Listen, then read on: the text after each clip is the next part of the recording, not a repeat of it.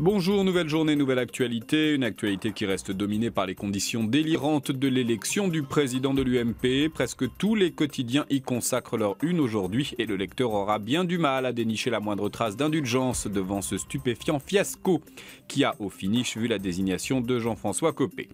Le Figaro, pourtant d'ordinaire tendre avec la droite, évoque le jour où elle a perdu la tête. L'humanité narquoise détourne le nom du nouveau président pour peindre le sinistre paysage d'un parti scindé en deux. Et Libération évoque la foire du trône. Il ne se trouve personne pour saluer la victoire finale de Jean-François Copé. Il est vrai qu'avec seulement 98 voix d'avance et un scrutin aux conditions plus que douteuses, il serait risible de parler de triomphe. Le Monde ne s'y trompe pas plus que les autres, évoquant un chaos et un scénario catastrophe. Seule Valérie Pécresse tente de positiver et rappelle dans les pages du quotidien du soir que le désastre du congrès de Reims et la guerre entre Martine Aubry et Ségolène Royal n'ont pas empêché le PS de remporter la dernière présidentielle. À cette nuance près qu'aucune des deux redoutables guerrières du Parti socialiste n'est en fait devenue présidente. Métro se montre un soupçon plus positif avec cette image de Jean-François Copé tout sourire.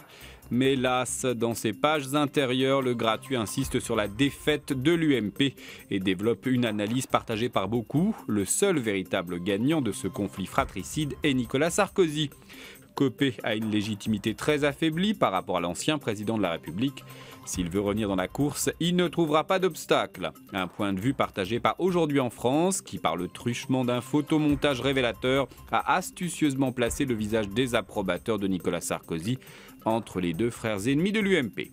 Et dans les pages du journal, une adhérente résume la situation. On aurait dû choisir le secrétaire général comme avant, à l'applaudimètre.